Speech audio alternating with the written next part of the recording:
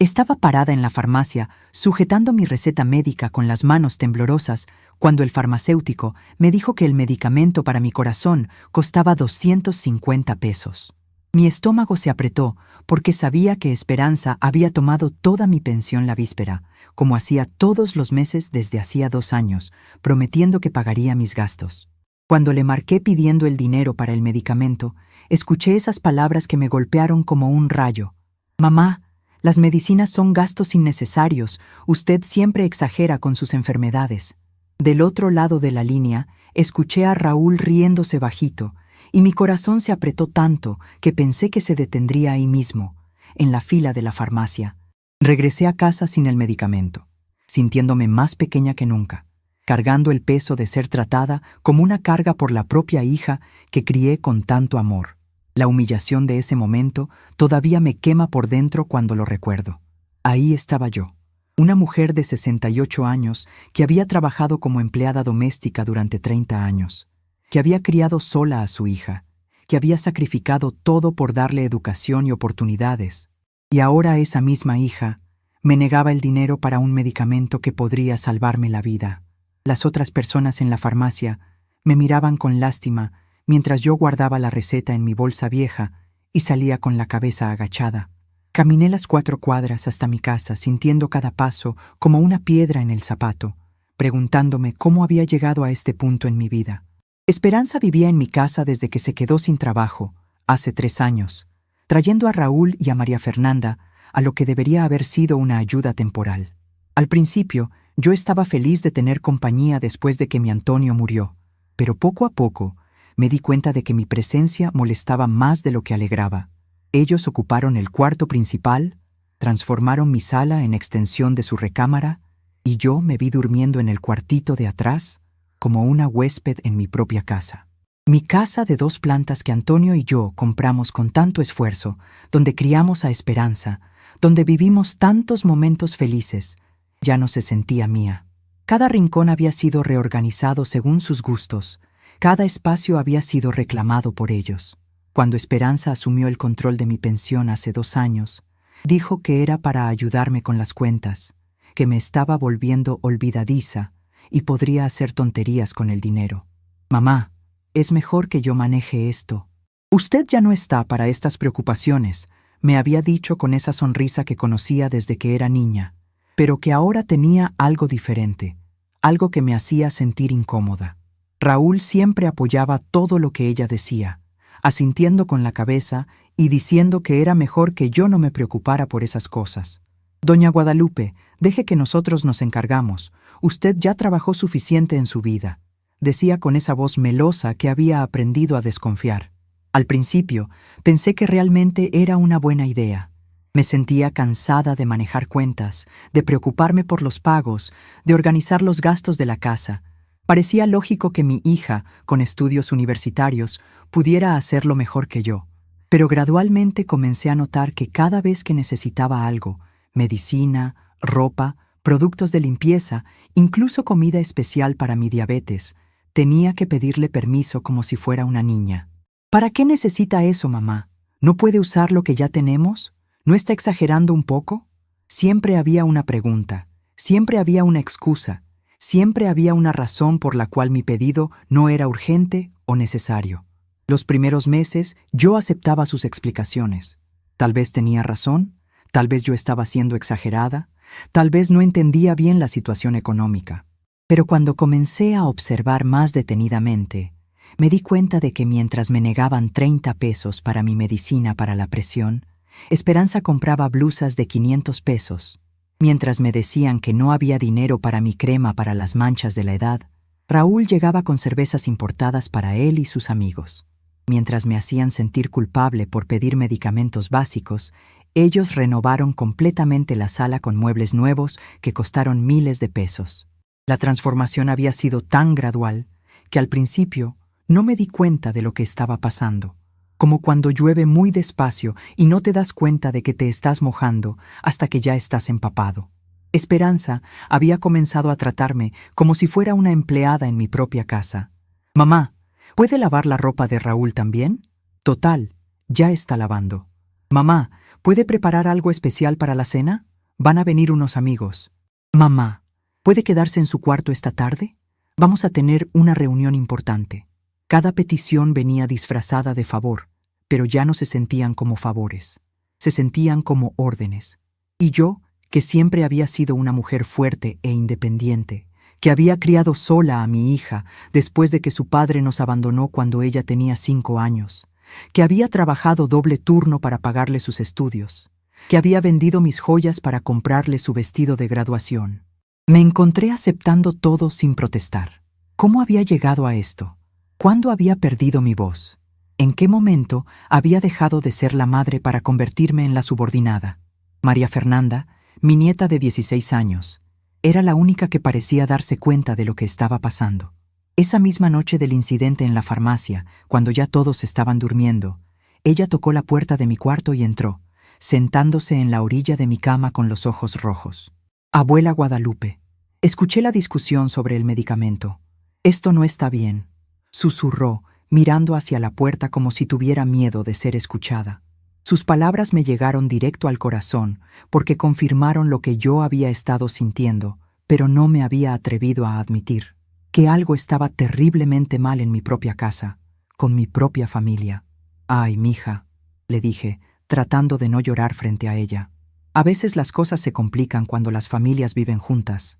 Tu mamá está pasando por momentos difíciles con el trabajo, y Raúl también. Es normal que estén estresados. Pero incluso mientras decía esas palabras, sabía que estaba mintiendo. Sabía que lo que estaba pasando no era normal, no era aceptable, no era algo que debiera tolerar. María Fernanda me tomó la mano con sus deditos delgados y me dijo: «Abuela, usted no merece ser tratada así. Usted es la dueña de esta casa. Usted es quien nos dio todo, y ellos la tratan como si fuera una carga». Esa noche, acostada en mi camita estrecha, mirando el techo manchado de humedad del cuarto más pequeño de la casa que yo había pagado, comencé a rezar como mi madre me había enseñado. Señor, dame fuerzas para entender lo que me está pasando y sabiduría para saber qué hacer. Las lágrimas corrían por mi rostro mientras recordaba cómo había trabajado como empleada doméstica durante 30 años para asegurarme de que Esperanza tuviera estudios. Cómo vendí mis pocas pertenencias para pagar su universidad. Cómo nunca me volví a casar para dedicarme completamente a criar a mi hija. ¿Todo eso para llegar a esto? ¿Todo ese sacrificio para terminar siendo tratada como una estorbo en mi propia casa? Recordé los primeros años después de que naciera Esperanza, cuando vivíamos en un cuartito de azotea en la colonia Doctores.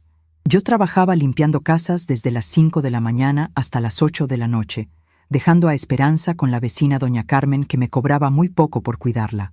Llegaba a casa con los pies destrozados, las manos ásperas de tanto cloro y detergente, pero siempre con una sonrisa para mi niña.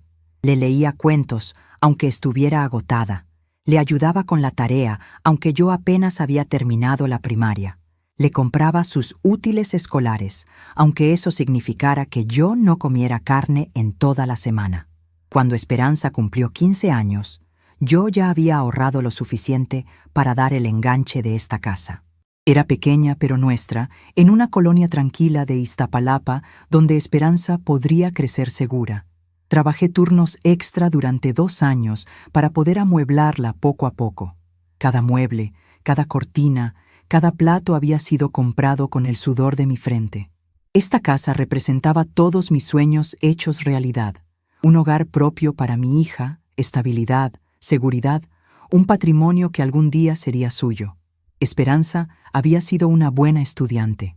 Terminó la preparatoria con buenas calificaciones y logró entrar a la universidad pública.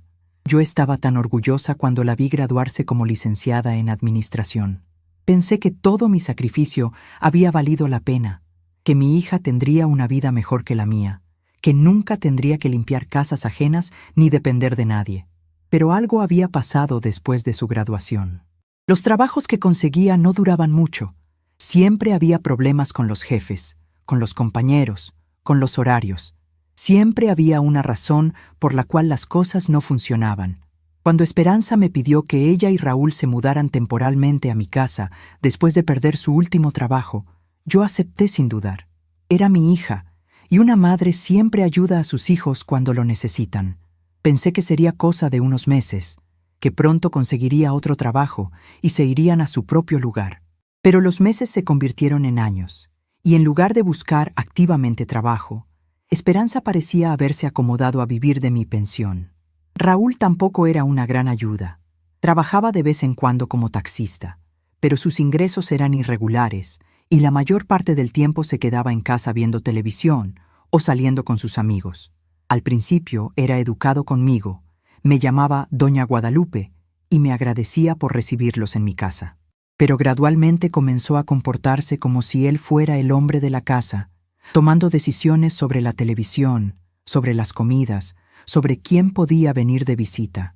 Cuando yo protestaba suavemente, Esperanza siempre tomaba su lado, diciendo que yo estaba siendo exagerada, que él solo trataba de ayudar. Lo que más me dolía era ver cómo María Fernanda se daba cuenta de todo. Esa niña de 16 años veía claramente lo que los adultos pretendían ignorar. Muchas veces la encontré observándome con tristeza cuando su madre me hablaba mal, o cuando Raúl me ignoraba completamente durante las comidas. Una vez, cuando Esperanza me gritó porque había usado su champú caro para lavarme el cabello, María Fernanda se le enfrentó. «Mamá, es la casa de la abuela. Ella puede usar lo que quiera». Esperanza la regañó por meterse en conversaciones de adultos, pero yo vi el amor y la protección en los ojos de mi nieta. La situación se había vuelto insostenible. Cada día me levantaba sintiendo un peso en el pecho, preguntándome qué nueva humillación me esperaría. Si cocinaba, la comida no estaba bien sazonada. Si no cocinaba, no estaba ayudando lo suficiente. Si veía televisión en la sala, estorbaba cuando ellos querían entretenerse. Si me quedaba en mi cuarto, estaba siendo antisocial. No había manera de hacer las cosas bien. Siempre había algo malo en mis acciones. Siempre había una crítica. Siempre había una forma de hacerme sentir que estaba fallando. Pero esa noche, después de la conversación con María Fernanda, algo cambió dentro de mí. Tal vez fueron sus palabras. Tal vez fue la acumulación de tantas humillaciones. Tal vez fue el recuerdo de la mujer fuerte que había sido antes de permitir que me pisotearan. No sé exactamente qué fue, pero sentí una pequeña llama de indignación encendiéndose en mi pecho. Una voz interior que había estado callada durante mucho tiempo comenzó a susurrar: «Esto no está bien. Tú no mereces esto. Tú no tienes que aguantar esto». Esa madrugada, cuando no podía dormir, me levanté y caminé por mi casa en silencio. Observé cada rincón que había sido modificado sin mi consentimiento, cada espacio que había sido reclamado por ellos. En la sala estaban los muebles nuevos que habían comprado con mi dinero. En la cocina estaba la vajilla cara que Esperanza había elegido para reemplazar la mía, porque decía que la vieja era vergonzosa. En el refrigerador estaban los productos importados que compraban para ellos, mientras a mí me daban lo más barato. Me detuve frente al altar que tenía en un rincón de la sala, donde guardaba las fotos de Antonio y de mis padres. Encendí una veladora y me arrodillé como lo había hecho tantas veces en momentos difíciles. «Antonio, mi amor», susurré, «¿qué harías en mi lugar? ¿Cómo dejaste que llegáramos a esto? ¿Cómo permití que nuestra hija se convirtiera en esto?» Sentí como si Antonio estuviera ahí conmigo, recordándome la mujer que había sido, valiente, luchadora, que no se dejaba de nadie. Al día siguiente, mientras Esperanza y Raúl seguían durmiendo, cosa que hacían hasta muy tarde porque ninguno tenía horarios de trabajo, salí de casa muy temprano y caminé hasta la iglesia de San Judas Tadeo, donde siempre había encontrado paz en los momentos más difíciles de mi vida. El padre Miguel, que conocía a nuestra familia desde hacía décadas, estaba preparando la misa de 7 de la mañana. Me vio llegar con los ojos hinchados de llorar y inmediatamente se acercó a saludarme. «Buenos días, doña Guadalupe. Se ve preocupada. ¿Todo bien en casa?» Su voz bondadosa me quebró por completo.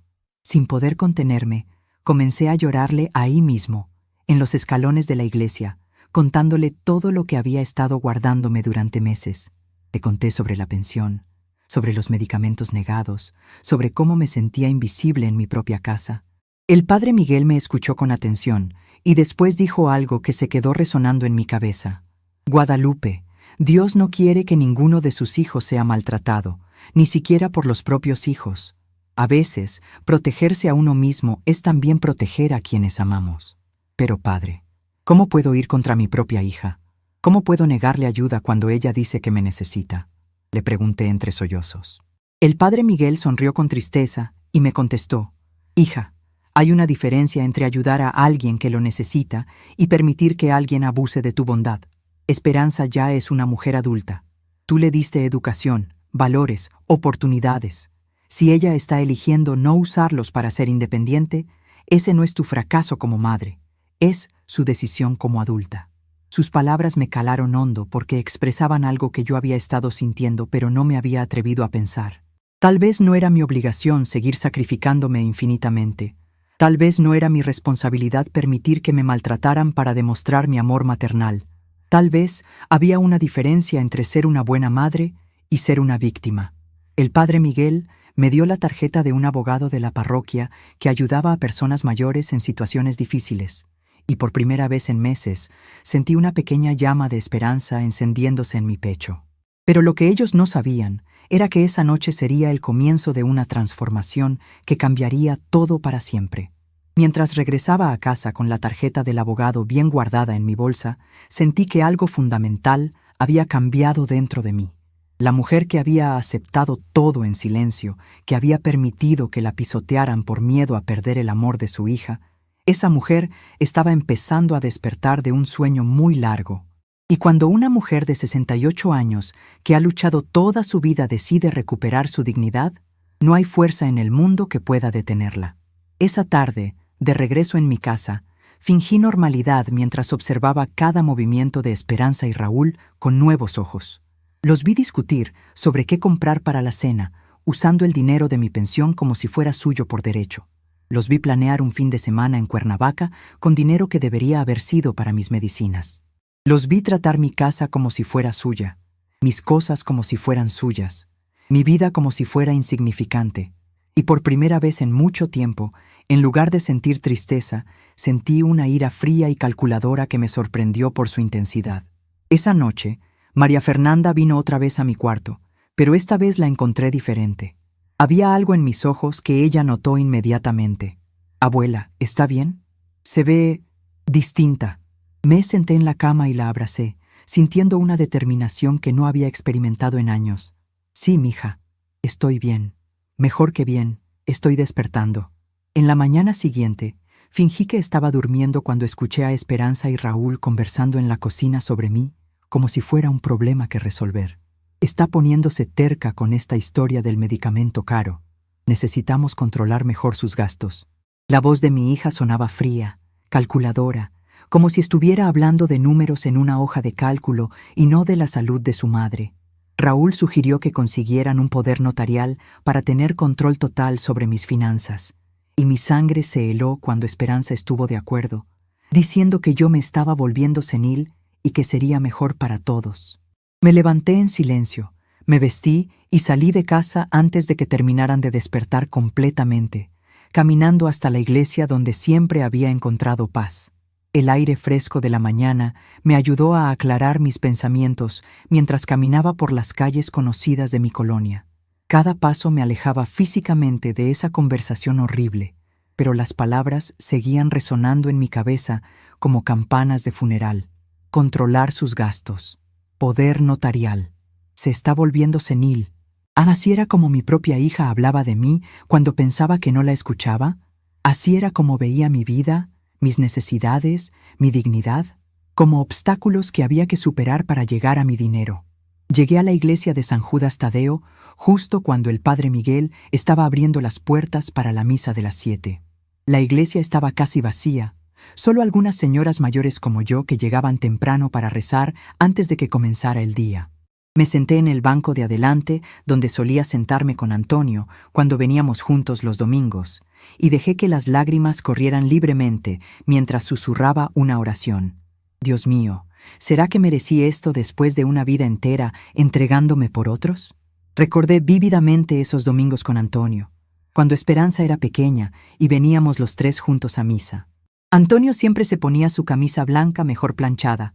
Yo me recogía el cabello con una diadema que él me había regalado, y Esperanza llevaba sus vestiditos dominicales que yo cosía en las noches después del trabajo.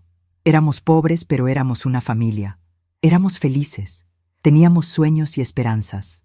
Antonio me tomaba la mano durante la consagración y me susurraba que me amaba, que juntos íbamos a darle la mejor vida posible a nuestra hija. ¿Qué habría pensado Antonio si hubiera podido ver en lo que se había convertido su niña adorada? Él la consentía tanto, la llamaba mi princesita, y trabajaba horas extra en la construcción para comprarle sus caprichos.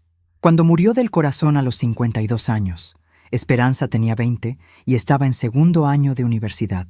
Yo pensé que su dolor por perder al papá la haría valorar más nuestra relación, que nos acercaría, que ella entendería lo frágil que es la vida y lo importante que es cuidar a la familia que nos queda. En lugar de eso, después de la muerte de Antonio, Esperanza se volvió más distante conmigo, como si culpara a alguien por su muerte y yo fuera la única disponible para recibir esa culpa. Dejó de contarme sobre sus estudios, sobre sus amigos, sobre sus planes para el futuro. Cuando yo trataba de acercarme, de mantener las tradiciones familiares que habíamos construido los tres juntos, ella las rechazaba diciendo que ya no era lo mismo sin papá. Tenía razón en eso, pero yo esperaba que pudiéramos crear nuevas tradiciones, nuevas formas de estar juntas. El padre Miguel se acercó después de la misa y se sentó a mi lado en el banco vacío. Sin que yo necesitara explicar mucho, él entendió que algo estaba muy mal en casa. Sus palabras me tocaron profundamente. Guadalupe, Dios no quiere que ninguno de sus hijos sea maltratado, ni siquiera por los propios hijos. A veces, proteger a uno mismo es también proteger a quienes amamos. Le conté sobre la pensión, sobre los medicamentos negados, sobre cómo me sentía invisible en mi propia casa, sobre la conversación que había escuchado esa mañana. Padre, no entiendo cómo llegamos a esto, le dije con la voz quebrada. Yo le di todo a esa niña. Trabajé 2 turnos durante años para pagarle la universidad. Vendí mi anillo de bodas para comprarle su computadora. Nunca me volví a casar porque pensé que necesitaba toda mi atención. ¿Todo eso para que ahora me trate como un estorbo? El padre Miguel escuchó con paciencia infinita, asintiendo de vez en cuando, dejándome desahogar todo el dolor que había estado guardando. Esperanza está actuando como una niña caprichosa que nunca aprendió a valorar lo que tiene, me dijo finalmente. Pero tú no eres responsable de sus decisiones como adulta. Ya le diste las herramientas, la educación, los valores. Si ella está eligiendo no usarlos para ser una buena hija y una persona independiente, ese es su problema, no el tuyo. Sus palabras me resonaron profundamente porque expresaban algo que yo había sentido, pero nunca me había atrevido a pensar. Me dio la tarjeta de un abogado de la parroquia que ayudaba a personas mayores en situaciones difíciles. Doctor Alejandro Morales, decía la tarjeta, especialista en derechos del adulto mayor. Por primera vez en meses, sentí una pequeña llama de esperanza encendiéndose en mi pecho. No estaba completamente sola en esto. Había personas que entendían que lo que me estaba pasando tenía nombre y apellido. Abuso familiar. Regresé a casa determinada a observar mejor lo que estaba pasando a mi alrededor, y lo que vi me partió el corazón. Esperanza estaba en el teléfono con alguien, hablando sobre resolver pronto esta situación de la vieja, y mencionando algo sobre un poder notarial que me harían firmar. Su voz tenía un tono que yo no le conocía, frío y calculador, como si estuviera hablando de una transacción comercial. Raúl estaba revisando mis documentos, separando papeles en una carpeta que yo nunca había visto antes. No va a ser difícil, la escuché decir por teléfono. Ya está grande, ya no se da cuenta de muchas cosas. El doctor va a afirmar que está perdiendo la capacidad mental y con eso ya tenemos el poder legal. Mis piernas se volvieron gelatina al escuchar esas palabras. Estaban planeando declararme incapacitada mentalmente para tomar control total de mi vida. Estaban conspirando para quitarme hasta el último vestigio de dignidad y autonomía que me quedaba. María Fernanda estaba sentada en el sofá haciendo tarea, pero me di cuenta de que ella también estaba prestando atención a la conversación de los adultos, con una expresión cada vez más indignada en el rostro. Cuando Esperanza me vio parada en la puerta, Cambió rápidamente el tono de voz y dijo que solo estaba organizando mis papeles para ayudarme. «Mamá, ¿ya regresó?» Estaba ordenando sus documentos para que sea más fácil encontrar las cosas cuando las necesite. Esa mentira tan descarada me dolió más que cualquier insulto directo. Me dolió porque confirmó que mi hija me creía tan tonta que no me daría cuenta de lo que estaba tramando. Me dolió porque vi en sus ojos que ya no había respeto, ni amor, ni siquiera la consideración mínima que se le tiene a un extraño. Solo había impaciencia por deshacerse de un obstáculo entre ella y mi dinero. Esa noche, María Fernanda vino a mi cuarto nuevamente y me dijo en voz baja: «Abuela Guadalupe, están planeando algo malo. Escuché a mamá hablando sobre internarla en algún lugar para quedarse con todo». Las palabras de mi nieta me helaron la sangre, pero también despertaron algo dentro de mí que hacía mucho tiempo estaba dormido. Una rabia fría, una determinación férrea que no había sentido desde los días más difíciles después de la muerte de Antonio. «¿Estás segura de lo que escuchaste, mija?», le pregunté, aunque en el fondo ya sabía la respuesta. María Fernanda asintió con tristeza. «Sí, abuela. Y también escuché que van a decir que usted está perdiendo la memoria para que un doctor firme unos papeles. Raúl ya hasta averiguó en qué asilo la van a meter». La frialdad con la que mi nieta de 16 años tuvo que decirme estas palabras me partió el alma. Una adolescente no debería estar protegiéndome de su propia madre, pero ahí estábamos. Después de que María Fernanda se fue a su cuarto, me quedé despierta toda la noche, recordando momentos específicos de mi vida con esperanza, tratando de entender cuándo y cómo se había roto nuestra relación. Recordé el día que nació, cómo lloré de alegría cuando la enfermera me la puso en los brazos por primera vez. Había sido un bebé deseado y esperado, concebido después de años de intentos fallidos y pérdidas que casi destruyen mi matrimonio con Antonio. Recordé sus primeros pasos, sus primeras palabras, su primer día de escuela. Recordé las noches que pasé en vela cuando tenía fiebre, llevándola cargada al hospital público porque no teníamos seguro médico privado. Recordé cómo trabajé limpiando oficinas de noche para poder estar con ella durante el día cuando era pequeña. Recordé las fiestas de cumpleaños que organicé con mis manos vacías pero llenas de amor, haciendo pasteles caseros y decoraciones con papel de China porque no podía pagar un salón de fiestas.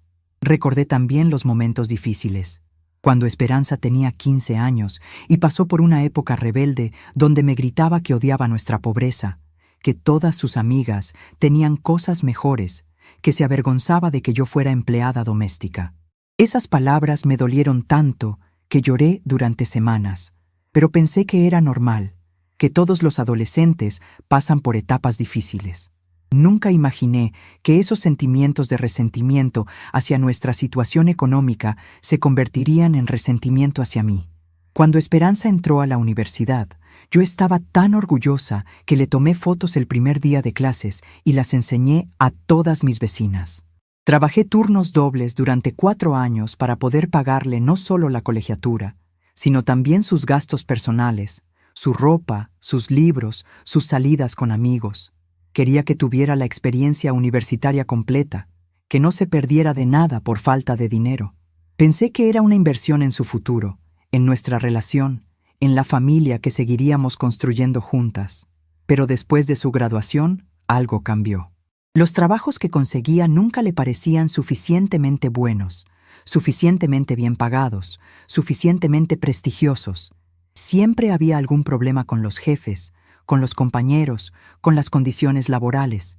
Comenzó a hablar de que merecía algo mejor, de que su educación universitaria la hacía merecedora de posiciones más altas, de que no iba a conformarse con trabajos mediocres como el mío.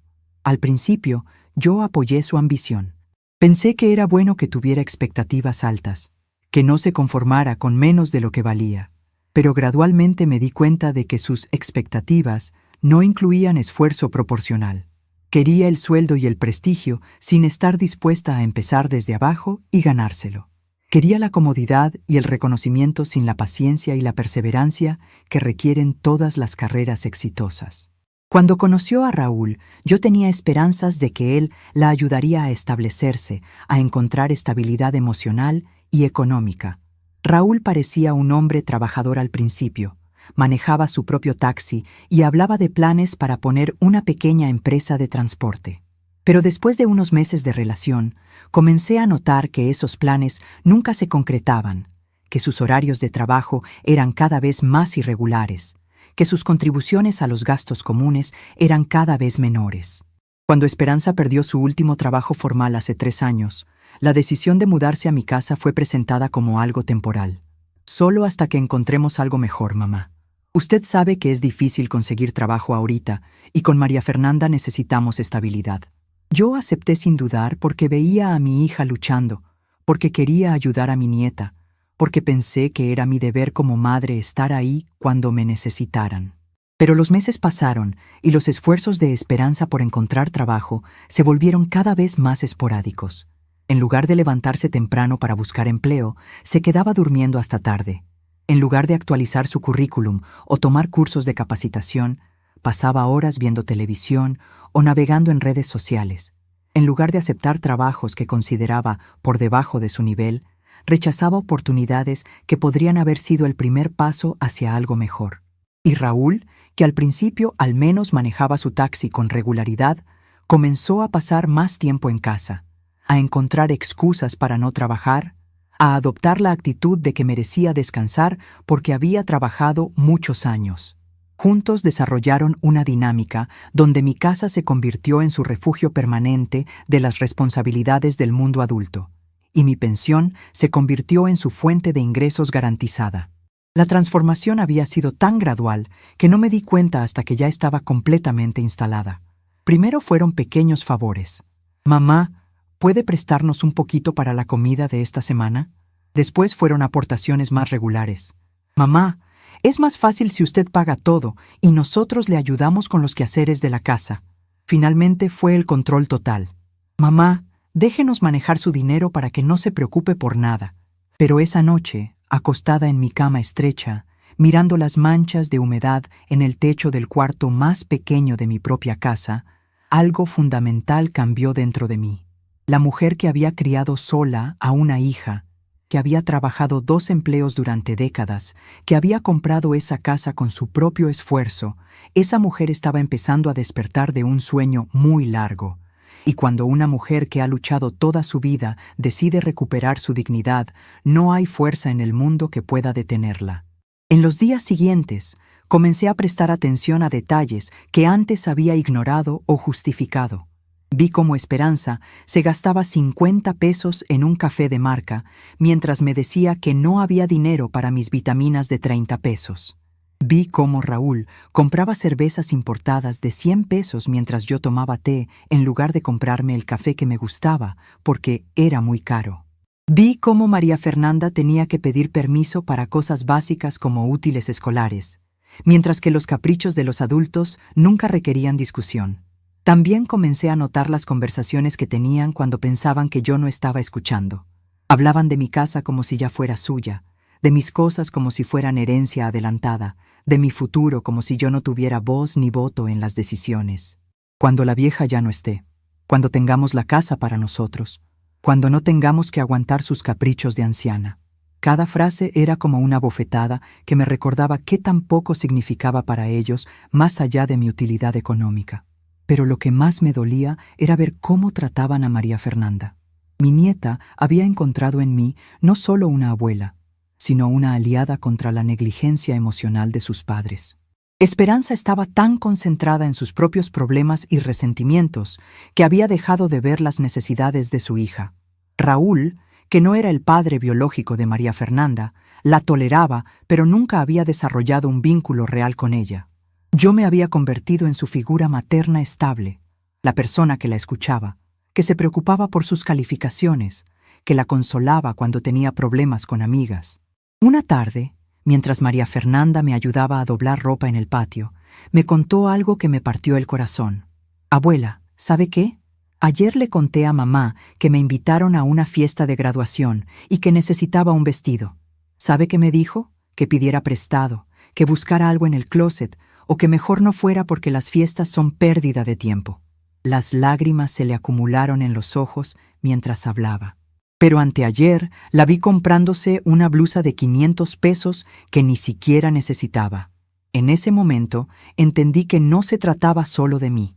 Se trataba también de María Fernanda, de protegerla del ejemplo tóxico que estaban dándole sus padres, de asegurarme de que no creciera pensando que era normal maltratar a las personas que nos aman y nos ayudan. Se trataba de demostrarle que las mujeres no tienen que aceptar ser maltratadas, que tenemos derecho a defendernos, que el amor no debe confundirse con la sumisión. Esa noche, por primera vez en meses, no lloré antes de dormir.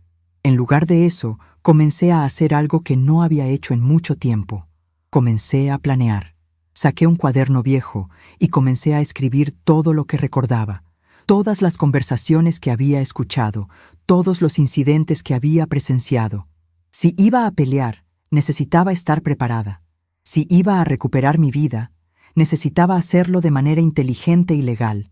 Y mientras escribía, recordando cada humillación, cada desprecio, cada momento en que me habían hecho sentir que era una carga, sentí algo que no había experimentado en años: anticipación. Por primera vez en mucho tiempo, tenía algo que esperar. No sabía exactamente qué iba a hacer, pero sabía que iba a hacer algo. La víctima silenciosa estaba empezando a despertar, y cuando lo hiciera completamente, Esperanza y Raúl se darían cuenta de que habían subestimado gravemente a la mujer que creían haber dominado. El lunes por la mañana, mientras Esperanza y Raúl salieron a resolver no sé qué asuntos, tomé la tarjeta que me había dado el padre Miguel y marqué al doctor Alejandro Morales. Mi voz tembló cuando expliqué la situación, pero él me tranquilizó, diciendo que casos como el mío eran más comunes de lo que yo imaginaba y que existían leyes para proteger a las personas mayores del abuso familiar. Acordamos una cita para esa misma tarde y por primera vez en años tomé una decisión sola, sin pedir permiso ni dar explicaciones a nadie. El doctor Morales me recibió en su oficina con gentileza y profesionalismo, explicándome mis derechos como persona mayor y qué medidas legales podía tomar contra quienes me estaban explotando financieramente. La oficina del doctor Morales estaba en el segundo piso de un edificio modesto en el centro de la ciudad. Subí esas escaleras con el corazón latiendo fuerte, como si cada escalón me llevara hacia una nueva versión de mí misma. La secretaria, una mujer joven y amable, me ofreció agua y me pidió que esperara unos minutos. Durante esa espera, observé las paredes llenas de diplomas y certificados, y por primera vez en mucho tiempo me sentí en el lugar correcto, haciendo lo correcto. Cuando el doctor Morales me llamó a su oficina, me impresionó su manera calmada de escuchar. Era un hombre de unos 50 años, con canas en las sienes y una mirada que transmitía experiencia y comprensión. No me juzgó, no me hizo sentir tonta por haber permitido que llegáramos a esta situación. Simplemente escuchó mi historia completa y después me explicó, con palabras sencillas, exactamente cuáles eran mis opciones legales. Doña Guadalupe, me dijo con una voz que me recordó a mi querido Antonio, lo que me está contando tiene nombre jurídico: violencia económica contra personas adultas mayores. Es un delito federal y tenemos herramientas legales para protegerla y recuperar el control de sus finanzas. Sus palabras fueron como un bálsamo para mi alma herida. No estaba loca, no estaba exagerando. No era una anciana caprichosa como Esperanza me había hecho creer. Era una víctima de abuso, y había leyes para protegerme. Me enseñó a grabar conversaciones en mi celular, algo que nunca pensé que tendría que hacer con mi propia familia, y me orientó a documentar todas las situaciones de abuso que pudiera comprobar. Me dio un cuaderno especial donde debía anotar fechas, horas, testigos y detalles de cada incidente. La documentación es clave en estos casos, me explicó. Necesitamos pruebas concretas de que están manejando su dinero sin su consentimiento y negándole recursos para necesidades básicas. También me explicó algo que me sorprendió mucho, que como titular de la pensión, yo tenía derecho absoluto a decidir cómo y dónde se depositaba mi dinero. Usted puede cambiar la cuenta bancaria cuando guste, doña Guadalupe. Solo necesita presentarse con su identificación y solicitar el cambio. Nadie más tiene derecho legal sobre su pensión, ni siquiera familiares directos, a menos que exista una declaración judicial de incapacidad mental, cosa que claramente no es su caso. Salí de esa oficina con una carpeta llena de información y, más importante, con un plan que llevaría algunas semanas ejecutar. El doctor Morales me había dado esperanza, pero también me había dejado claro que necesitaba ser muy cuidadosa. Su familia ya está hablando de conseguir un poder notarial y de declararla incapacitada mentalmente, me había dicho. Tenemos que actuar antes de que logren concretar esos planes. Durante los días siguientes, comencé a prestar atención en cada movimiento de Esperanza y Raúl, grabando discretamente las conversaciones donde hablaban sobre mi dinero o sobre internarme. Aprendí a manejar la grabadora de mi celular, algo que al principio me pareció imposible, pero María Fernanda me ayudó sin que se diera cuenta de para qué lo necesitaba. Abuela, es muy fácil. Solo tiene que tocar este botón y hablar normal. Todo se guarda automáticamente. Descubrí que estaban gastando mi pensión en cosas completamente innecesarias. Ropa cara para Esperanza, bebidas alcohólicas para Raúl, comidas en restaurantes cuando yo me conformaba con frijoles refritos, mientras me negaban dinero para medicamentos básicos. Una tarde, mientras fingía dormir en mi cuarto, escuché a Esperanza hablando por teléfono sobre comprar un televisor nuevo de pantalla grande. Sí, ya sé que es caro, pero la vieja no se va a dar cuenta. Además, ya casi tenemos todo arreglado para el poder notarial. Esas palabras me confirmaron que mis peores sospechas eran ciertas. No solo estaban robando mi dinero, sino que ya tenían planes concretos para quitarme toda autonomía legal. El doctor Morales tenía razón. Necesitaba actuar rápido, antes de que fuera demasiado tarde. Esa noche escribí en mi cuaderno: 15 de octubre. Esperanza habló por teléfono sobre comprar televisor con mi dinero. Mencionó poder notarial casi listo. Testigo: María Fernanda estaba en la sala. Puede confirmar. María Fernanda se convirtió en mi aliada silenciosa sin saber exactamente lo que estaba pasando. Cuando le pedía que me contara cuándo salían sus padres de casa, ella pensaba que era curiosidad de abuela. Cuando me preguntaba qué habían dicho durante sus conversaciones telefónicas, ella creía que era chisme inofensivo. En realidad, me estaba ayudando a documentar cada movimiento, cada plan, cada evidencia que necesitaría para defenderme legalmente. Fue así que encontré borradores de un poder notarial que me darían poderes totales sobre mi vida financiera y copias de mis documentos que pretendían usar sin mi autorización. Una tarde, mientras ellos habían salido supuestamente a buscar trabajo, revisé la recámara principal, mi antigua recámara, y encontré una carpeta escondida en el closet. Dentro estaban todos mis documentos personales: acta de nacimiento, credencial de elector, comprobantes de la pensión y algo que me heló la sangre: un borrador de solicitud para internarme en un asilo. El documento era escalofriante en su frialdad burocrática. La señora Guadalupe Rodríguez presenta deterioro cognitivo progresivo y ya no puede vivir independientemente. Su familia solicita internación para su propia seguridad. Mentiras. Todo eran mentiras escritas con letra de Esperanza, preparadas para robarme no solo mi dinero, sino mi libertad, mi dignidad, mi derecho a decidir sobre mi propia vida. Con manos temblorosas, tomé fotos de todos esos documentos con mi celular. María Fernanda me había enseñado a usar la cámara, y aunque me tomó varios intentos, logré fotografiar cada página, cada firma falsificada, cada mentira documentada. Esa evidencia sería crucial para demostrar sus intenciones maliciosas. Después de 2 semanas recolectando evidencias, el doctor Morales me ayudó a abrir una nueva cuenta bancaria en una sucursal diferente, donde transferí secretamente el dinero de una cuenta de ahorros antigua que Esperanza no conocía.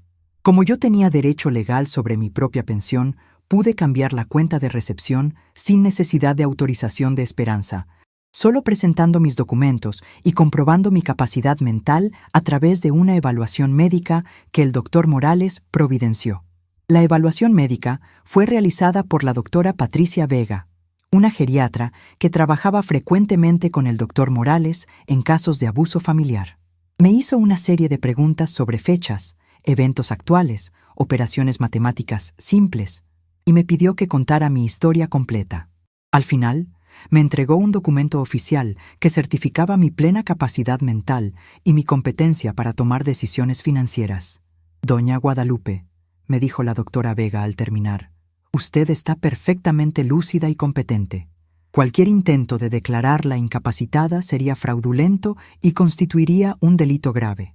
Me dio una copia del documento y me explicó que debía guardarlo en lugar seguro, porque sería mi mejor defensa contra cualquier intento de quitarme mi autonomía legal. También cambié todas las contraseñas que Esperanza conocía y cancelé la tarjeta adicional que le había dado hace 2 años. Cada acción que tomaba era un paso hacia mi libertad, y sentía una fuerza interior que no conocía hacía mucho tiempo. Era como si la mujer que había sido antes de permitir que me pisotearan estuviera despertando lentamente, recordando su propio poder, su propia valía. María Fernanda me ayudaba a verificar que ellos no sospecharan nada, y durante este período planeamos cuidadosamente cada movimiento. Sin saber exactamente lo que estaba pasando, mi nieta se convirtió en mi cómplice involuntaria. «Abuela, ¿por qué anda tan misteriosa últimamente?», me preguntó una tarde. «Solo estoy organizando algunas cosas, mija, cosas de adultos que son aburridas para ti». Durante esas semanas de preparación, también comencé a observar más detenidamente la relación entre Esperanza y Raúl. Me di cuenta de que no eran una pareja unida por amor, sino por conveniencia mutua. Raúl había encontrado en mi casa un refugio de las responsabilidades, y Esperanza había encontrado en él un aliado para justificar su pereza y su resentimiento hacia mí.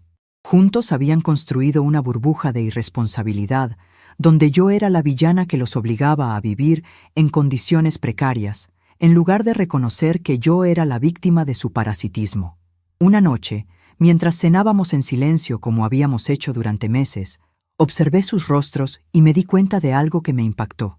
Ya no sentía amor maternal hacia Esperanza. Sentía lástima, decepción, tristeza por lo que habíamos perdido.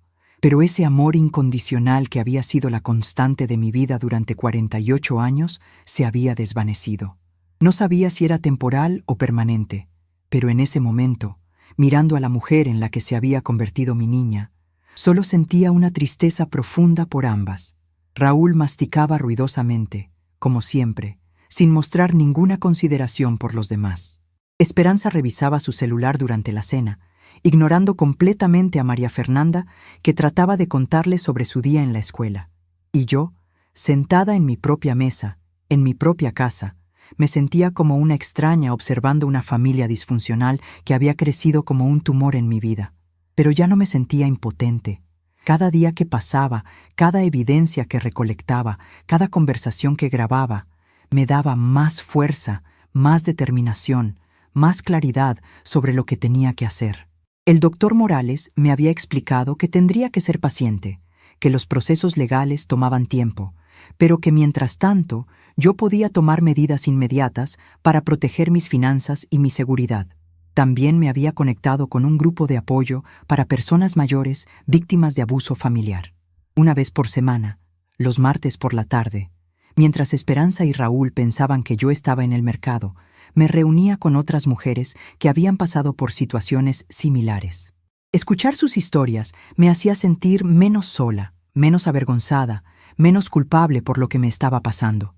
Doña Carmen, una señora de 75 años, me contó cómo su hijo le había robado los ahorros de toda su vida para invertirlos en un negocio que nunca existió.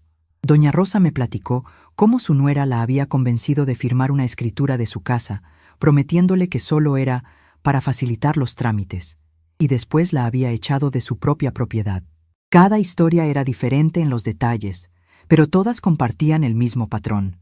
Familiares que habían abusado de la confianza y el amor de sus madres y abuelas para obtener beneficios económicos. Lo más difícil, me dijo doña Carmen en una de esas reuniones, no es recuperar el dinero o la casa. Lo más difícil es aceptar que nuestros propios hijos son capaces de hacernos esto. Es como despertar de un sueño donde creíamos que el amor familiar era incondicional y darnos cuenta de que para ellos, nosotras, solo somos una fuente de recursos. Sus palabras me llegaron al alma porque expresaban exactamente lo que yo estaba sintiendo. El dolor no era solo económico, era emocional, era espiritual. Era el dolor de descubrir que la persona por la cual habías sacrificado todo te veía como un obstáculo, como un problema, como algo de lo que deshacerse cuando ya no fueras útil. Y cuando llegó el final del mes y Esperanza fue a buscar mi pensión en la cuenta de siempre, descubrió que el dinero ya no estaba ahí. La expresión de shock en su rostro me dijo que había llegado el momento de la verdad, el momento para el cual me había estado preparando durante semanas. Ya no era la víctima silenciosa que había sido durante 2 años. Era una mujer que había recuperado el control de su vida y que estaba lista para la batalla que se avecinaba.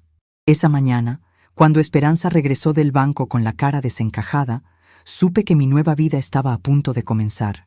La mujer que había permitido que la pisotearan había muerto silenciosamente durante esas semanas de preparación. La mujer que había emergido en su lugar era alguien que Esperanza y Raúl no conocían, alguien que no iban a poder manipular, alguien que había decidido recuperar su dignidad sin importar el costo. Mientras la veía entrar por la puerta con esa expresión de pánico y confusión, sentí una calma extraña, una serenidad que venía de saber que finalmente tenía el control de la situación. Ya no era una víctima reaccionando a los abusos de otros. Era una estratega ejecutando un plan cuidadosamente diseñado para recuperar lo que me pertenecía. Mi dinero, mi casa, mi vida, mi dignidad. «Mamá», me dijo Esperanza con voz temblorosa, «hay un problema en el banco. Su pensión no llegó a la cuenta. Dicen que hay un error en el sistema». Mentía, por supuesto. Siempre mentía cuando las cosas no salían como ella esperaba. Pero esta vez, yo tenía todas las cartas en mis manos, y ella estaba a punto de descubrir que había subestimado gravemente a la mujer que había criado, sacrificado y protegido durante 48 años de su vida. Esperanza entró en casa gritando que había ocurrido un error en el banco, que mi pensión no había llegado a la cuenta y que no lograba resolver nada. Fingí sorpresa y dije que iba a verificar, pero en el fondo estaba sintiendo una satisfacción que no experimentaba hacía años. Raúl se puso nervioso y comenzó a hablar de llamar al banco, de buscar a alguien para resolver la situación, sin darse cuenta de que yo estaba observando cada reacción con una calma que me sorprendió.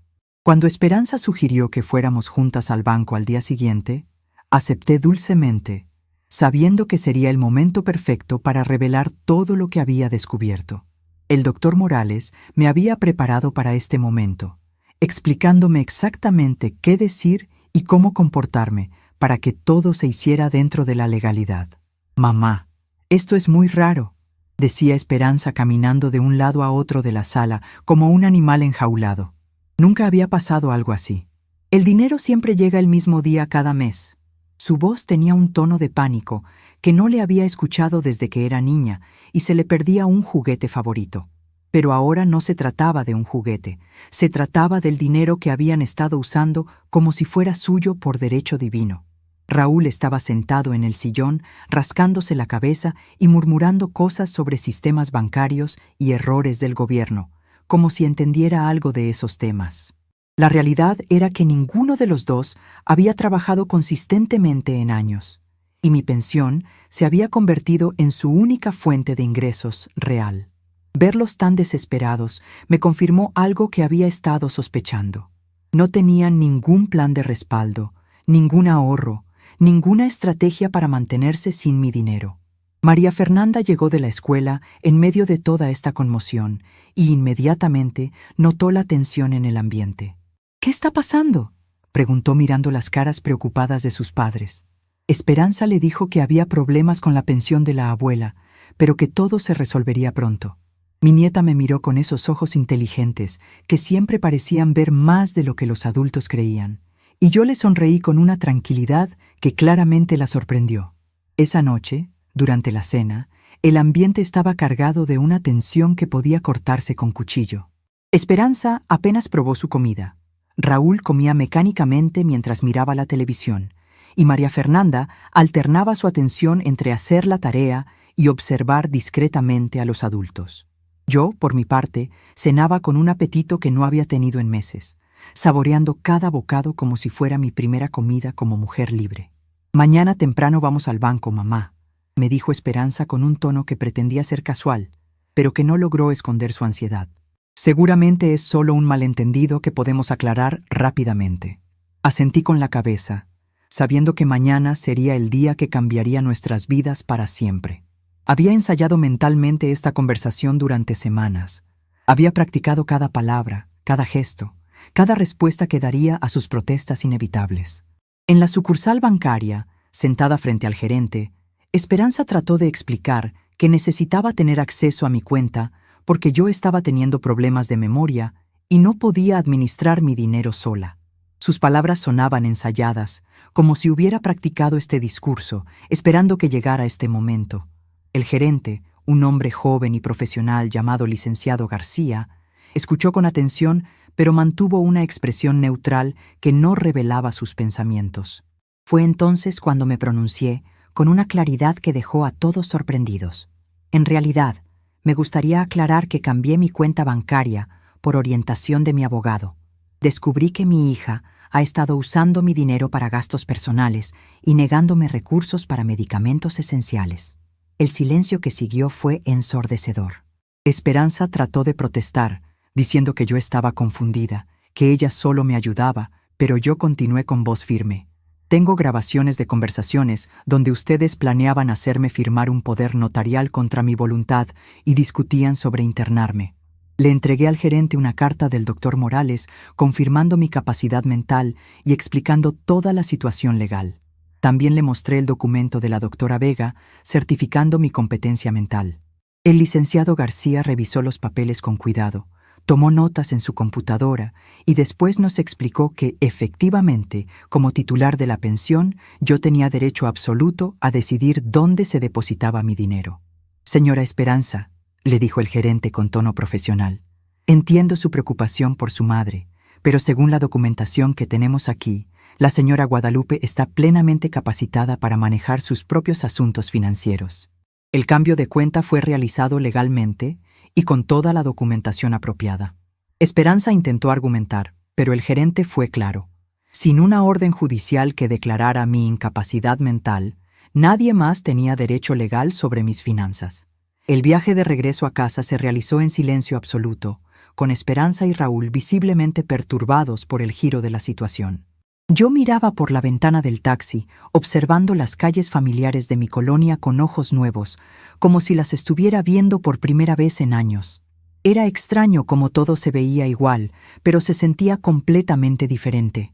Era el mismo barrio donde había vivido durante décadas, pero yo ya no era la misma mujer que había salido de casa esa mañana. Llegando a casa, me senté en la mesa de la cocina y los llamé para una conversación que había ensayado mentalmente durante semanas. María Fernanda, que había regresado de la escuela, se sentó cerca de mí, como siempre hacía cuando percibía que algo importante estaba pasando.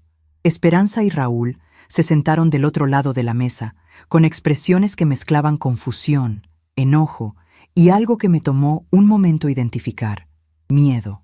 Durante años, ustedes me han tratado como una carga, han controlado mi dinero, me han negado cosas básicas y aún planeaban internarme para tener control total sobre mi vida.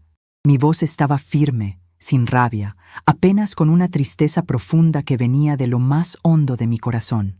Esperanza, yo te crié sola. Trabajé 2 turnos para darte educación, vendí mis pocas pertenencias para pagar tu universidad, y esta es la gratitud que recibo. Raúl intentó hablar algo sobre malentendidos, pero lo interrumpí con una serenidad que me sorprendió a mí misma. No hay malentendidos, Raúl. Hay grabaciones de todo. Saqué mi celular y puse una de las conversaciones donde hablaban sobre conseguir el poder notarial y sobre declararme senil. Sus voces sonaron clarísimas en la cocina silenciosa, cada palabra una evidencia irrefutable de sus intenciones. Esperanza se puso pálida al escuchar su propia voz, planeando mi futuro como si yo fuera un objeto que estorbaba. Mamá, usted no entiende. Solo queríamos ayudarla, protegerla de tomar malas decisiones financieras. Su voz sonaba desesperada, pero sus argumentos eran débiles y sabía que ya no había manera de justificar lo injustificable. ¿Protegerme?, pregunté con una calma que contrastaba con la agitación que veía en sus rostros. ¿Protegerme negándome medicamentos para el corazón? ¿Protegerme gastando mi dinero en televisores y ropa cara mientras yo comía frijoles refritos? ¿Protegerme planeando internarme en un asilo contra mi voluntad? Cada pregunta era como una bofetada de realidad que los obligaba a confrontar la verdad de sus acciones. Entonces comuniqué mi decisión final. Tienen 30 días para encontrar otro lugar donde vivir. Esta casa es mía y quiero mi vida de vuelta. El silencio que siguió fue total. Esperanza abrió la boca para protestar, pero no salieron palabras. Raúl miraba el piso como si esperara que se abriera un hoyo donde esconderse. Y María Fernanda, mi querida nieta, sorprendió a todos al hablar. «Mamá», dijo María Fernanda con una voz más madura de lo que sus 16 años sugerían. «Yo siempre les dije que estaban mal. Siempre les dije que no era justo cómo trataban a la abuela». Se volteó hacia mí y me tomó la mano. «Abuela Guadalupe, yo me quiero quedar con usted. Aquí me siento respetada, valorada, querida de verdad». Las palabras de mi nieta fueron como un rayo de luz en medio de toda la oscuridad que había rodeado mi vida durante los últimos años. Alguien en mi familia había visto la verdad, había tenido el valor de decirla, había elegido el lado correcto. Esperanza intentó protestar, diciendo que María Fernanda era menor de edad y no podía tomar esas decisiones, pero mi nieta la interrumpió con una firmeza que me llenó de orgullo. «Mamá, tengo 16 años, no 6. Sé perfectamente lo que ha estado pasando en esta casa. He visto cómo tratan a la abuela, cómo usan su dinero, cómo la hacen sentir como un estorbo. Yo no quiero ser parte de eso. Prefiero quedarme con alguien que me trata con cariño y respeto». Sus palabras resonaron en la cocina como campanas de justicia, validando todo lo que yo había sentido, pero no había podido expresar claramente. Raúl, que había permanecido callado durante la mayor parte de la conversación, finalmente habló. «Esto es una exageración total. Nosotros hemos cuidado de usted. Hemos vivido aquí para hacerle compañía, para asegurar que no le pasara nada malo». Su voz sonaba defensiva, pero faltaba de convicción. Incluso él sabía que sus argumentos no tenían fundamento. «¿Cuidado de mí?», respondí con una sonrisa triste. «Raúl, en 2 años y medio que han vivido aquí, ¿cuántas veces me preguntaron cómo me sentía? ¿Cuántas veces se interesaron por mi salud, mis necesidades, mis sentimientos? ¿Cuántas veces me trataron como un miembro respetado de esta familia en lugar de como una empleada doméstica gratuita?» No tuvo respuesta para esas preguntas, porque no había respuesta posible. La verdad era que ellos habían vivido en mi casa, con mi dinero, disfrutando de mi hospitalidad, sin darme nada a cambio excepto humillaciones y desprecios. Habían convertido mi hogar en su refugio personal de las responsabilidades adultas, y me habían convertido a mí en su fuente de ingresos garantizada. Además, continué, sacando la carpeta que había encontrado en su recámara. «Tengo aquí los borradores de la solicitud para internarme, los documentos falsificados con mi firma y toda la evidencia de que ustedes han estado planeando esto durante meses». Puse los papeles sobre la mesa y los vi palidecer al reconocer sus propios documentos. Esperanza intentó explicar que esos documentos eran solo en caso de emergencia, que nunca habían planeado usarlos realmente, pero ya no había manera de negar la evidencia. Todo estaba ahí, negro sobre blanco. Sus planes para quitarme mi autonomía, su desprecio por mi dignidad, su disposición a mentir y falsificar documentos para obtener lo que querían. El doctor Morales me explicó que esto que ustedes planeaban hacer se llama violencia económica contra adultos mayores y es un delito federal. Les dije con una calma que me sorprendió. Pero yo no voy a denunciarlos penalmente si se van pacíficamente y me dejan vivir en paz. Esta es mi única oferta de clemencia. En ese momento, mirando el rostro descompuesto de Esperanza, entendí algo fundamental. Ella nunca había esperado que yo reaccionara, que me defendiera, que tuviera los recursos o la inteligencia para confrontar sus planes. En su mente, yo era una anciana indefensa que aceptaría cualquier cosa que ellos decidieran hacer conmigo. Había calculado mal, había subestimado gravemente a la mujer que la había criado. «No pueden echarnos así», dijo finalmente Esperanza, con lágrimas en los ojos que no supe si eran de tristeza, rabia o frustración. «Somos su familia. Usted no puede abandonar a su propia familia». Pero sus palabras sonaron huecas, incluso para ella misma. ¿Familia? ¿Cuándo habían actuado como familia conmigo en los últimos 2 años? «Esperanza», le dije con una tristeza profunda, pero también con una claridad cristalina. Una familia no roba a sus miembros. Una familia no planea internar a sus mayores contra su voluntad. Una familia no trata a sus seres queridos como cargas o como fuentes de ingresos. Ustedes dejaron de ser mi familia el día que decidieron que mi bienestar valía menos que su comodidad. María Fernanda se levantó de su silla y vino a abrazarme. Abuela, usted hizo lo correcto. Yo estoy orgullosa de usted por defenderse. Su abrazo me llenó de una fuerza que no había sentido en años. Tenía a mi nieta de mi lado, tenía mi casa de vuelta, tenía mi dinero bajo mi control y, más importante que todo, tenía mi dignidad restaurada. Los siguientes 30 días pasaron en una mezcla extraña de tensión y liberación. Esperanza y Raúl buscaron apartamento con una urgencia que contrastaba claramente con la pereza que habían mostrado para buscar trabajo durante años. De repente, cuando se vieron forzados a enfrentar la realidad de vivir sin mi subsidio, encontraron motivación para hacer cosas que habían estado posponiendo indefinidamente. Raúl consiguió un trabajo de tiempo completo como chofer de una empresa de transporte. Esperanza se registró en varias agencias de empleo y comenzó a aceptar trabajos que anteriormente había considerado por debajo de su nivel. Era fascinante ver cómo la necesidad real los transformaba en personas productivas, cuando ya no tenían la opción de vivir como parásitos. Durante esas semanas, María Fernanda y yo desarrollamos una rutina nueva y hermosa. Ella me ayudaba con las compras, yo la ayudaba con las tareas. Cocinábamos juntas, veíamos programas de televisión que a ambas nos gustaban, hablábamos sobre sus planes para el futuro, sobre sus sueños de estudiar medicina. Era como redescubrir lo que significa vivir en una familia funcional, donde cada miembro aporta algo y recibe respeto a cambio. El día que Esperanza y Raúl se mudaron, no hubo lágrimas ni despedidas dramáticas. Simplemente empacaron sus cosas, cargaron el camión de mudanza que habían rentado y se fueron.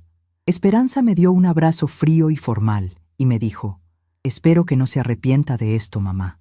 No había rencor en su voz, pero tampoco había amor. Era el abrazo de dos extrañas que habían compartido una casa durante demasiado tiempo. Cuando la puerta se cerró detrás de ellos, María Fernanda y yo nos quedamos paradas en la sala, mirando los espacios vacíos donde habían estado sus muebles. «¿Se siente triste, abuela?», me preguntó mi nieta con esa sensibilidad que siempre la había caracterizado. Pensé en su pregunta durante un momento largo antes de responder. «No, mija», le dije finalmente. «Me siento libre». 2 meses después, mi casa finalmente volvió a ser mi casa. María Fernanda eligió quedarse conmigo, explicándole a su madre que no estaba de acuerdo con la forma como me trataban y que se sentía más segura y respetada a mi lado. Descubrimos una convivencia llena de cariño y respeto mutuo que me llenó el corazón de alegría. Esperanza y Raúl encontraron un departamento pequeño del otro lado de la ciudad, y desde entonces nuestra comunicación se resume a algunas tentativas de llamadas que elijo no contestar. No siento rabia, apenas una tristeza serena por haber perdido tanto tiempo, permitiéndome ser maltratada por quien más amaba. El doctor Morales se convirtió no solo en mi abogado, sino en un amigo que me ayudó a recuperar la confianza en mí misma. María Fernanda estudia mejor ahora que tiene un ambiente tranquilo, y yo redescubrí el placer de cuidar a alguien que retribuye ese cuidado con gratitud y afecto. Mi rutina cambió completamente. Despierto cuando quiero, tomo mi café de la mañana en mi mesa de la cocina, compro mis medicamentos sin pedir permiso a nadie, y siento una paz interior que no conocía hacía años. A veces paso horas cuidando mi jardín, plantando flores que simbolizan este nuevo comienzo, o escribiendo cartas para amigas antiguas que había perdido el contacto cuando Esperanza controlaba hasta mis amistades. El padre Miguel me visita cada semana para un café y siempre comenta cómo estoy más radiante, como si hubiera vuelto a vivir. María Fernanda me ayuda con la tecnología, me enseñó a usar mejor el celular y hasta creó un grupo de WhatsApp solo nuestro, donde compartimos chistes y fotos del día a día. Cuando personas de la colonia preguntan sobre Esperanza, simplemente digo que ella está siguiendo su vida, sin entrar en detalles o demostrar amargura. He aprendido que hay una diferencia entre perdonar y olvidar no significa volver a aceptar falta de respeto. Las mañanas ahora tienen un ritmo diferente. Me levanto cuando mi cuerpo me lo pide, no cuando otros necesitan que les prepare el desayuno. Preparo mi café en mi taza favorita, esa de porcelana blanca con florecitas azules que Esperanza había relegado al fondo del armario porque decía que era muy vieja. Ahora esa taza es símbolo de mi libertad recuperada, de mi derecho a usar mis propias cosas en mi propia casa. Mi jardín se ha convertido en mi refugio favorito. Planté geranios rojos junto a la ventana de la cocina, margaritas blancas en el sendero que lleva a la puerta, y un pequeño rosal que María Fernanda me ayudó a elegir. Cada planta representa una parte de mi nueva vida. Las margaritas por la pureza de este nuevo comienzo, los geranios por la fortaleza que descubrí dentro de mí, y el rosal por la belleza que puede crecer incluso después de ser podada. Durante las tardes, cuando María Fernanda está en la escuela, me siento en mi silla favorita de la sala, esa que Esperanza había declarado muy gastada y quería tirar, y leo libros que había comprado, pero nunca había tenido tiempo de disfrutar. Novelas románticas, biografías de mujeres fuertes, libros de autoayuda que me enseñan que nunca es demasiado tarde para reinventarse. Cada página es un recordatorio de que mi vida no terminó a los 68 años. Apenas comenzó una nueva etapa. Los domingos, María Fernanda y yo hemos creado una tradición nueva. Vamos juntas a misa en San Judas Tadeo, como yo solía hacer con Antonio, pero después paseamos por el mercado de la colonia, comprando ingredientes para cocinar algo especial. Mi nieta ha mostrado talento para la cocina y disfruto enseñándole las recetas que mi madre me enseñó cuando yo tenía su edad. Es hermoso ver cómo el conocimiento pasa de una generación a otra cuando hay amor y respeto de por medio. Las noches son quizás el momento más precioso del día. María Fernanda hace su tarea en la mesa de la cocina mientras yo preparo la cena, y hablamos sobre su día en la escuela, sobre sus amigas, sobre sus planes para el futuro. Quiere estudiar medicina, especializarse en geriatría, dice que quiere ayudar a personas mayores como yo. Sus palabras me llenan de orgullo porque sé que está creciendo con valores sólidos, aprendiendo que el respeto y la compasión no son debilidades, sino fortalezas. A veces, cuando estamos viendo televisión juntas en las noches, María Fernanda me pregunta si extraño a su mamá. Es una pregunta compleja que no tiene respuesta fácil. Extraño a la niña que fue Esperanza, a los momentos felices que compartimos cuando era pequeña, a los sueños que tenía para nuestro futuro juntas. Pero no extraño el maltrato, la humillación, la sensación constante de ser una carga en mi propia casa. Mija, le digo a María Fernanda en esos momentos, uno puede amar a alguien y al mismo tiempo protegerse de esa persona. A veces el amor más grande que podemos dar es dejar que alguien enfrente las consecuencias de sus decisiones.